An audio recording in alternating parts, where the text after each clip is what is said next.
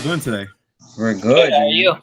Good. I want to thank you guys for taking time out of your day and coming together and just talking about some wrestling. Of course. You guys are kind of top notch, top of the line, leading the way in action figure photography. Not only that, but like collecting and always talking about figures here and there. So. I feel salty. You guys got all your figures up behind you in the background. I just moved into this place maybe a month and a half ago. I still haven't taken out my collection. I've got this part of the room done. I got to work on this part of the room. So. Yeah. That's all right. It looks like you just got scraps. But, oh, dude, I'm like in a sea of boxes over here. Yeah, no, that's what this. I'm not even showing you how horrendous this looks around me. It's horrible over here. No, same here. Same here. Like the floor, I can't even walk in here sometimes. Dude, I have to like tippy toe over stuff. Yeah, especially when we do unboxings, it's like there's boxes everywhere. And then when I do my unboxings, I take these inserts, and then whatever I have on the table, I just flip it over backwards and I dump everything into the thing, and then I put it on a shelf somewhere. I don't have time to get to it. I gotta like throw it in there, and I'm like, all right, I'm gonna work on a shot or something. Those things are the hardest to get rid of because you can't really smash them down and throw them in the recycling bin. Dude, I threw them in my dumpster, and my neighbor he goes, do your girls all collect wrestling figures? I'm like, no, that's me, dude. I collect all that. So like my garbage is like every week it's got like a ton of like boxes, empty, broken down WWE packages or AEW stuff. Yeah, same here. Thankfully, I don't have an alley. I have a driveway so all my trash is kind of hidden. Yeah. Yeah, mine too. So let's kick it off here. Again, thanks for joining. Thanks for collaborating here with a small little interview. For those of you who are living under a rock that don't know who Matthew Goldberg is or Michael Amster, you guys mind telling us a little bit about what you do? Sure. Matt, go ahead. No, all Matt, right, go first. All right. Yeah. So I do wrestling figure photography. That's how Mike and I met, like 5 or 6 years now, I want to say. About 6 years ago. Yeah. So we came together to form wrestling figure photography on Facebook with a few others, which really set off this whole aspect of the community, which is crazy what it's really turned into now. And but yeah, I do wrestling figure photography, and I also now do the photography for Jaspers with the AEW line, which is mind-blowing that came to my door sort of thing. So I'm very thankful for that. So that's probably why I'm not producing as often lately, as I'm so swamped with all their stuff and work on top of it and life in general. So I do my best to get at least one shot out a week if I can. People are under this misconception that we get this stuff for free and then that's it. That's the end of it. They don't know the half of it. We get this stuff and then we got to promote it. We got to take pictures for it. It's very time consuming. Exactly. Yeah, we're partnered with Ringside, of course, which is another amazing opportunity, and we have to do a lot of work for it, and that's what I'm still sitting on is a lot of stuff for them too. I'm so swamped with Jaspers. I don't even have time to get to the elites and stuff lately. Wow. So thankfully Mike is there too to help pick up some of my slack because we're busy bees. We're always working. Always. Well, that's good, right? I mean, it's a childhood dream to like unbox, open toys, take photography, right? Take it to the next level. It's funny you mentioned Ringside Collectibles. Both of you have a partnership with Ringside Collectibles. Is that right? Yes. So I believe MGB, that's for Matthew Goldberg, 10% off, right? At checkout. MBG, yeah. MBG, and then SCP for 10% off at checkout. 10%. Yeah. And then how do you see, so for example, you guys get people to order from Ringside and use your code.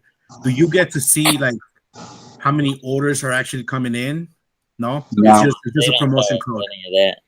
No. I think it's great. I think 10% off in any order. I mean, it saves you tax, at least tax, or it saves. Sometimes not here in Illinois. Not in Illinois. Right. Well, at least it's something. No, it takes because I order plenty as well besides whatever we're given. And it helps with shipping sometimes, or a big chunk of shipping. I mean, shipping just gets worse as the years go on. Let's be honest. It's funny. It's funny we talk about ringside because I believe that ringside has given us, like, especially in the last year, 2 years maybe, some of the best ringside exclusives that we can't get sometimes from Mattel. Like ringside has to push on them. Right. Let's see, for example, like one of my favorite ones is that Warrior, that Warrior that just came out a few months ago, I think. Yeah. That was one of my favorites on the ringside. But ringside exclusives ultimately have like the backdrops, and they have extra accessories, and then the box is really, really cool. Can you tell us, like, what? Yeah, that one too, the fantasy attire, John Cena. Yeah. Can you tell us if you have any input in some of those exclusives in terms of what is actually coming down the line, or if you just get it and take shots with them? I guess I could speak for both of us here, but yeah, we just are given what to shoot. I mean, I could say I've had some conversations a long time ago just of what I would like to see, and it just kind of happens to be on the same wavelength as what seems to be coming, or an alternate version of it. So like I know, which obviously I can't tell you, but some of the Jaspers stuff coming is going to be really cool next year. That's really So I'm very excited for that. But no, we've never had like direct input or anything. But a lot of things that you see people saying, "Oh, I'd love to see this or that." It tends to happen from what I noticed. So, and it's also like looking at someone and saying like, "Oh, that'd make a really awesome figure." Right. And with ringside, they could push the boundaries, versus what we'll get at the store, I guess. Cool. So, in terms of, we talk about action figures, in terms of action figures and Mattel Elites, just the whole genre. It's like, I mean, I see you collect Pops, you collect, a lot of other stuff. Yeah, too much. And Michael, you were into Marvel Legends a bit, right? And now you're into like the NECA action figures a little bit. A little bit of the Marvel back when I first got into like ACBA, and then it's mostly been horror figures, horror and wrestling. Oh, and I do have like Hellboy. I have a huge Hellboy collection. And I own a few Hellboys myself. So where do you guys see the action figure toy lines going, like in the next 10 years? Where do you see us in like the next 10 years? You go ahead, Mike. I mean, from what I'm seeing, they're skyrocketing. I mean, look at like what Mayfex and all these companies are doing now. I mean, they're producing, and look at Marvel. They just came out with an Excalibur box set. Like, they have the most randomest, like, obscure figures that are getting made out of the comic books. It's insane. Like, you could pretty much have the whole Marvel universe in figure form. It's insane what they're doing. I mean, just how, and now with the influencers getting involved in everything, I mean, it's really just become a global market now. It's not just a little 2-aisle in Walmart or Kitty City anymore, That's crazy. I mean, especially for our community. Like, this is like the most like amazing time to collect wrestling like action figures. Just look at how many companies are making this anything. Now like Cella Toys is picking up all the people that Mattel can't do. Like, I found out one yesterday that I was like super excited about, that I know a lot of people are gonna be thrilled about, that they're picking up, like, they're filling in all those holes that we've been asking for figures of people for years. It's like when Jax had the deal and they had all those people that we could, had, and then we asked Mattel, well, why can't we get like who they have that we haven't had yet? Like a Fuji. We haven't had Fuji yet, or we haven't had It's like all those people, and then people they didn't even touch. No. Like the giant haystacks or whatever who's coming. And so do you guys feel that technology will play a big part in the next 10 years of like where we're going with action figures? Yeah. I mean, look at how articulated figures are getting.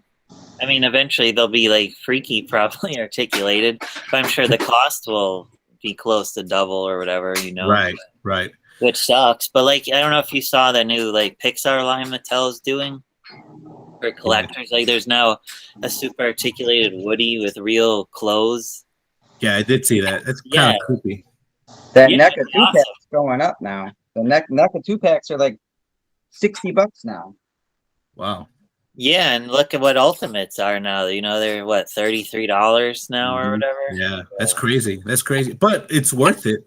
Right. I mean, we're all so addicted. We're gonna spend it. 100%. Let's be honest. But I'll tell you what. I think it's a big big market right now that not a lot of companies are looking into, and I strongly believe that once somebody picks up, you know, the luchador, Mexican luchador, AAA, and CMLL, and that market, I think that's gonna like blossom because those guys, those attires, what they do and how they look with the masks and everything. Like if someone starts making them, like I think Mass Republic with yeah, I big was gonna say, I think they're kind of picking. Yeah. they're what doing, they're yeah, they did dabbling the with. Pentagon, they did Hubi, but I'm talking about like the Parka, Phantom, Santos. I'm Yeah, talking about like really old school, you know, really old school luchadors. You know, if someone picks up that line, someone gets those copyright, I mean, it's game over from there. Which I think is a huge market. Somebody needs to do something with that. Because, like, I mean, you look at Super 7 doing the New Japan Pro Wrestling ones. Right. Those things are fantastic. Those things are great. Yeah, it's too bad they take so long to release. But yeah, that's the other part. It's like Big or Mass Republic. I think they took over a year releasing the Pentagon and the Phoenix, the first ones. Forever. Yeah, they took forever. Yeah. I mean, I was disappointed when the Shane Douglas came out. I was excited. I was like, "Oh, we're gonna get a Shane Douglas and a Chris Candido." Then it came out, and I was just like, "Oh." Yeah. I was kind of disappointed with those two. Oh, from Wrestling Superstore or? Yeah. Yeah. I wanted a better. They're even doing people too. You know, just all these people like Alex Wright. I think I don't know if that one released yet, but it's like I would like an Alex Wright. Oh, 100%. Alex Wright was I remember hating him as a kid, thinking he was a total moron. You know, doing his dance and his. Disco Inferno. The wall. Yeah. The wall was pretty cool. Yeah. Disco Inferno. I would love to see. I would love to see. Yeah, all those guys. Yeah. You know? But honestly, what Mattel just did, I think, is the most groundbreaking thing for our community with the crowdfunding. Oh, right. Yeah, that was quite the ride. Yeah. Yeah, and you know, I'm very, very excited to see what they come up with next. I mean, we're gonna, especially Mike and I, are gonna be all over those things. Can't wait to see. You know, we want that type of stuff for our shoots. Oh yeah, right. Can you imagine if they did a crowdfunding for the stage that they did at the San Diego Comic-Con a few years ago? Yeah, that thing. And I want to know where that thing went. Where did that thing go? Who's got it? Somebody's got. Somebody kept it. Yeah. Somebody kept it. Yeah. Even that stage thing they built was really cool. Yeah, that was like I would support that 100%. Going back to your photography and your social media, how do you deal with feedback? You know, good, bad. How do you deal with feedback on your product? Because I know there's a lot of time investment, and not only is the time invested in setting up, you know, doing the shot, but also looking for props and also, you know, finding the right lighting, finding the right accessories to go with what. Like, that's a lot of time invested in. And at the end of the day, how do you deal with feedback, whether it's good or bad from the community? You want me to start, Matt? Yeah, if you want to. I'll do this one. So, I don't know, man. It's like, you know, it's weird sometimes because me and Matt get put on these pedestals, which we never get asked to be put on. You know, we're passionate about wrestling. We're passionate about what we do. I mean, me and Matt have had multiple conversations. I think we're a bit OCD in what we do. You know, we're very down to the detail, like a little water bottle or a little accessory. I mean, I sometimes I'll get an idea from listening to a song. I was listening to Metallica, Hero of the Day. The lyrics stuck in my head. And then I thought, okay, well, how cool would that be if I saw Bret Hart coming out to an entrance and he's slapping hands with everybody and doing the walking pose, the Hero of the Day. And I put the lyrics to that song, and that's how that shot came about. Or the littlest accessory, you know, you could have like a little water jug bottle like that, and that turns into something. You build the shot around that. As far as, you know, feedback, I mean, it's humbling. You know, I like to get feedback because I'm not perfect, and Matthew's not either. We do our thing. There's always room for improvement. You know, there's always room for improvement. It is kind of weird though, because sometimes I'm reluctant to put up a BTS, which is a behind the scenes, because then if somebody takes what I'm doing and they copy it, it's like, oh, come on, you know, like get your own style. Do something that's going to be your style and your brand, and not take it from someone. So we're a little bit more reluctant on showing what we do sometimes. I'll help somebody out. I have no issue with that. But as far as negative feedback, and I do get negative feedback, people will say stuff. You know, I just take it with a grain of salt, and just I keep pushing, because the worst thing is if they get in your head, it messes up, it derails you, and then you lose your mojo. So you just got to focus on the positives and help out when you can, and just be humble. Always, I guess that's my biggest thing. Be humble. Always be humble. No matter how high you ascend, how low you ascend, whatever. Just be humble.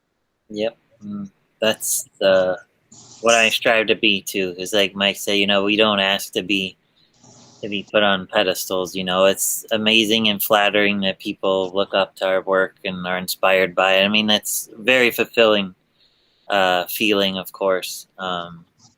You know, but I like to give of myself and help people. You know, it just makes me feel good. When we first started wrestling figure photography, that's what we sorry if my dog starts barking, but if we modeled it where, you know, you teach people, give, you know, helpful advice to say, hey, why don't you tweak your lighting a little here, or work on your posing or whatever. But in this day and age, people get so caught up in criticism that they take it so to heart that they think you're being a jerk. When it's really just trying to help, you know. But it's snowing. So snowflakes.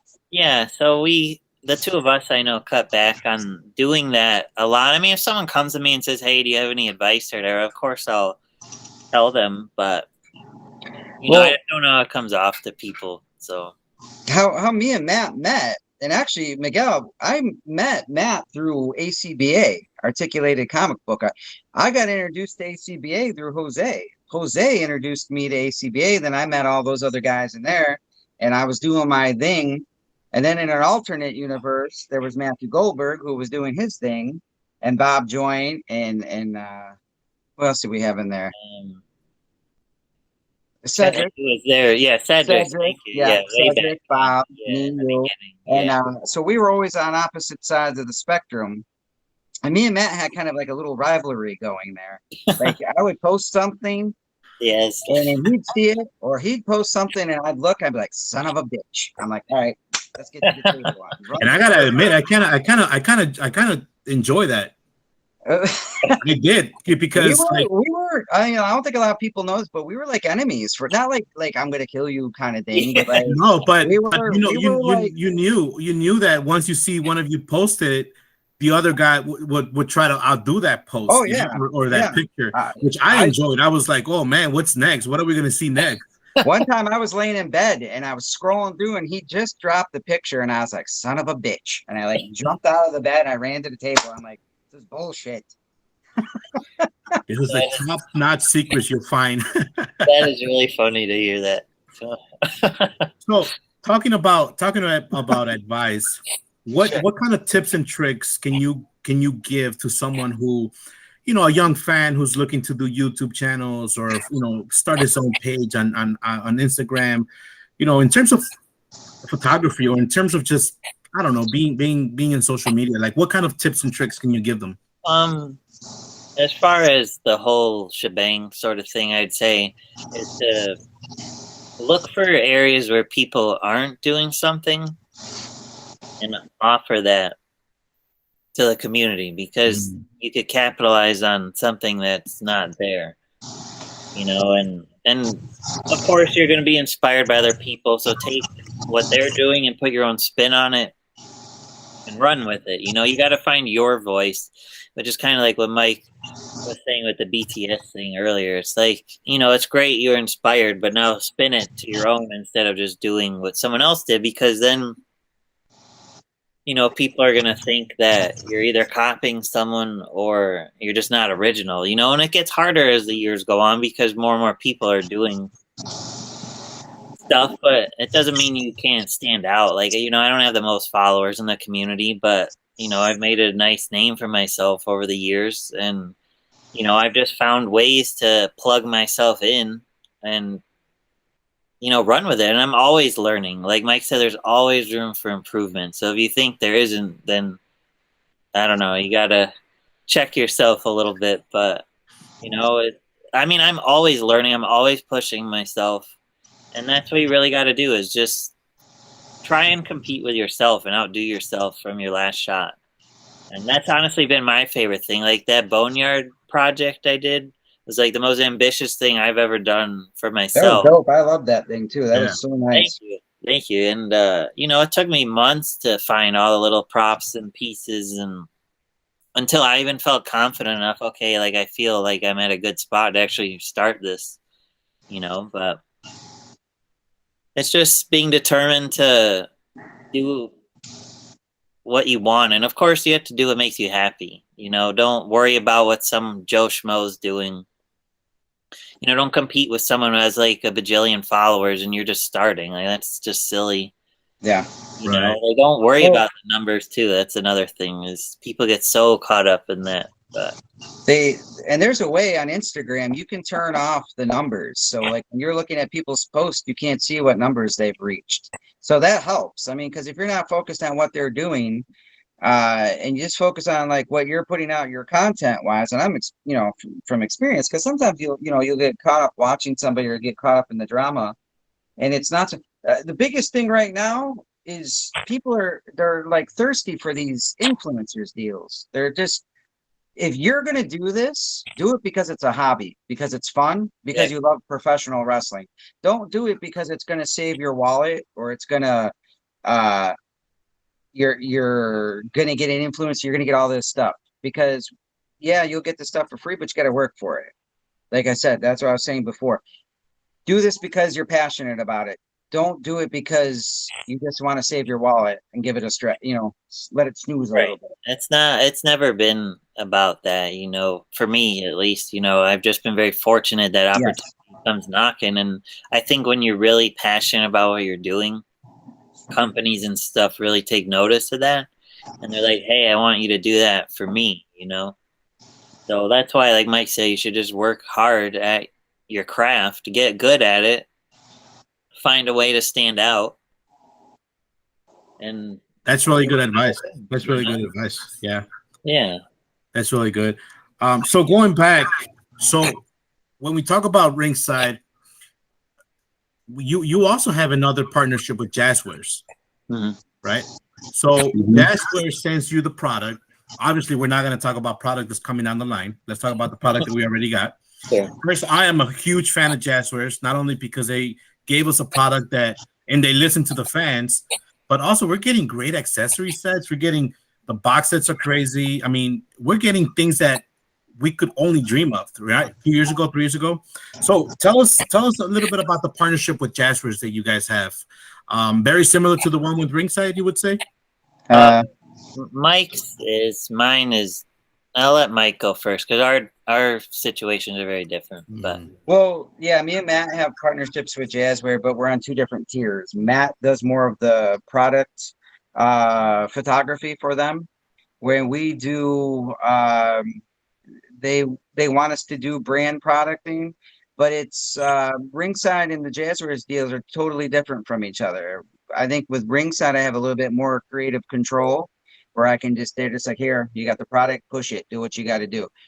Jaspers is a little bit more uniformed to where I have creative control, but I have to adhere to what they want. So I might have to shoot something in a different format that I'm not used to. And in my opinion, I don't like it, but that's what the customer wants. So we're what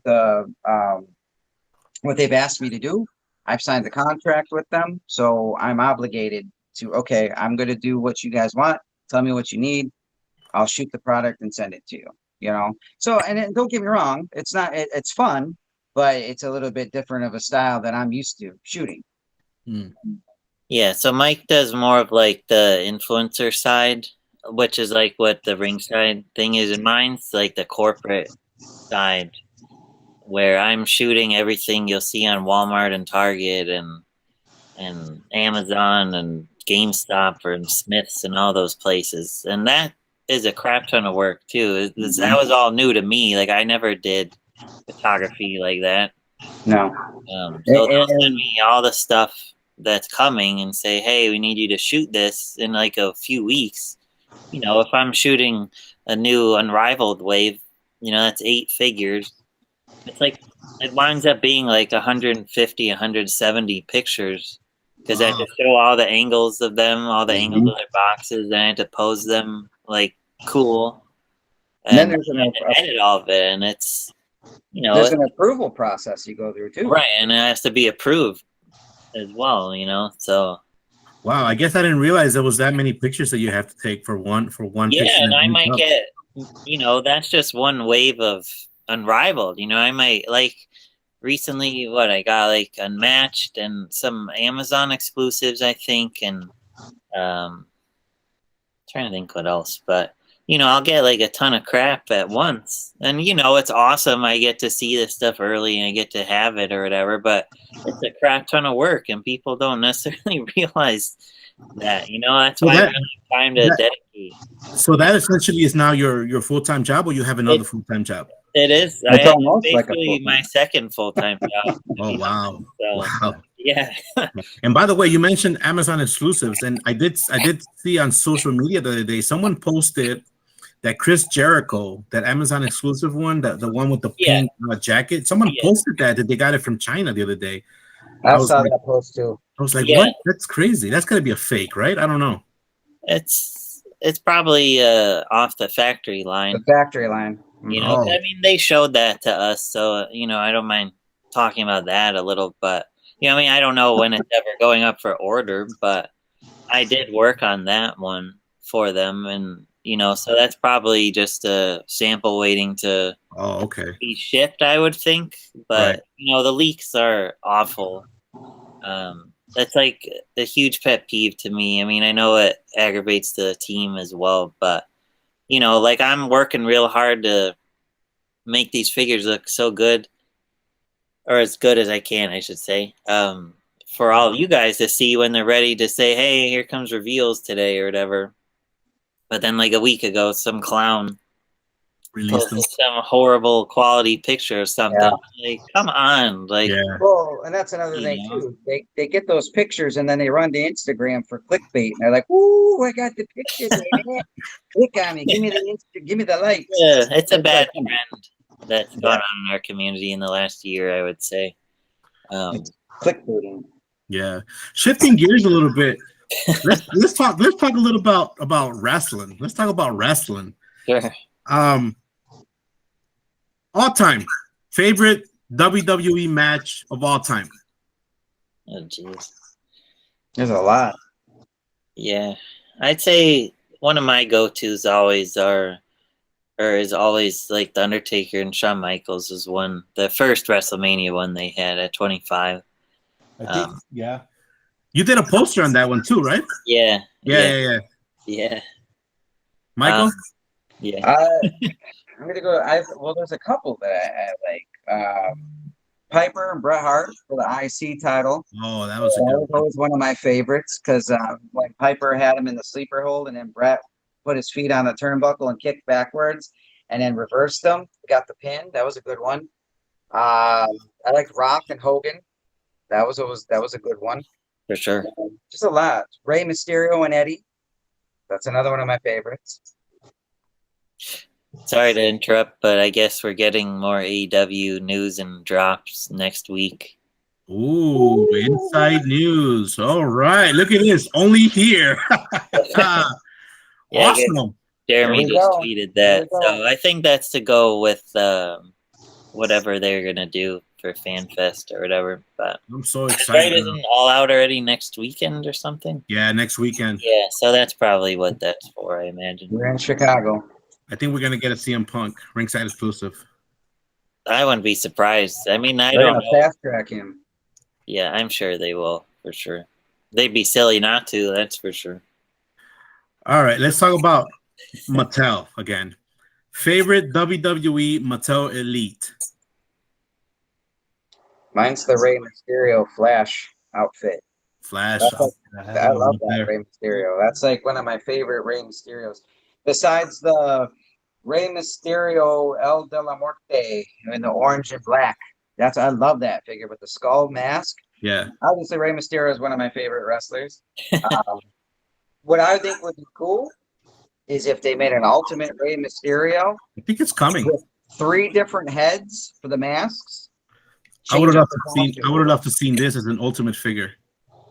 That WCW Ray though is a really good one too. Yeah, I would have loved to seen this one as an ultimate figure. I don't know how they pick and choose the ultimates because it's weird. There's no like Rollins or AJ or Roman or. Answer the question. What was your favorite Elite? My favorite Elite of all time. I know my favorite Mattel to date would be the Ultimate NWO Hogan. Okay. Just because that's something I've wanted forever. Because before that, we only had the Storm Collectibles one. Right. And I wanted the original NWO Hogan because that just represents my childhood in a nutshell. Yeah. And we had that Jax one before that we. Yeah, and I loved that one. Yeah, That's one of my favorites too. But I don't know. As far as an Elite, I really like the ringside CM Punk, the SES Punk with the beard and the mask. That's a favorite of mine. That's my favorite one. I gotta say that's my favorite one. Yeah. That's funny. Yeah, it's just so unique to all his figures. It's just really cool. And it's a ringside exclusive, right? Right. Yeah. There we go. See. Yeah. I got that figure, but before I got that figure, Miguel, you had it, and I got to hold it at Kane County. You had it, and I was at your table. I think I got it for you. And I was holding it because I remember that was when Castro was with me, and I was holding the CM Punk Braille figure. Yeah, so I got that one from Angel. I got a package, and then I had I came up with another one. And I think I sold it to you at Toy Con. I believe so. Yes. Yeah. And then I know Brett Alive is looking for one desperately, but I don't know. I'm trying to help imagine what it's going for now. Oh, crazy money. Yeah. All right, so I guess that's pretty much it. But before we go, I want to play a little trivia game with you guys. So if you guys get all these I got 3 questions, and if you guys get these questions right, what I'll do is I'll raffle not 1 but 2 Elites on my Instagram page, Mickey Reacts, and it'll be open to whoever watches this interview, as well as join us for the raffle. So hopefully we get some viewers. So here we go. You guys ready? Yeah. Sure. All right. First question. What does the CM stand for in CM Punk? Matthew. Ooh, curveball? Whoa. Yeah, I'm not good with to be honest, I know the toys a lot better than I know wrestling itself. I will admit. Didn't he say Chick Magnet or Cookie Monster? One of the two. I thought it was Cookie Monster, but I wasn't sure. So he used to play around and say that it was Cookie Monster, but it's actually Chick Magnet. He testified in court when he was going through the lawsuit against Vince McMahon. Wow. So he testified that was Chick Magnet is what CM stands for. So, and actually that was part of the tag team too. CM Venom was his tag team partner back in the early, I think late 90s maybe. That and that CM Punk that came out in the yellow trunks with the black stars, when he first came over from Ring of Honor, that's probably one of my favorite CM Punk figures too. That one's a nice one. That was a dope one. There's a good one from the All Stars 2-pack or whatever. Mm-hmm. Yeah. All right, here we go with the second question. Which championship has never been held by John Cena?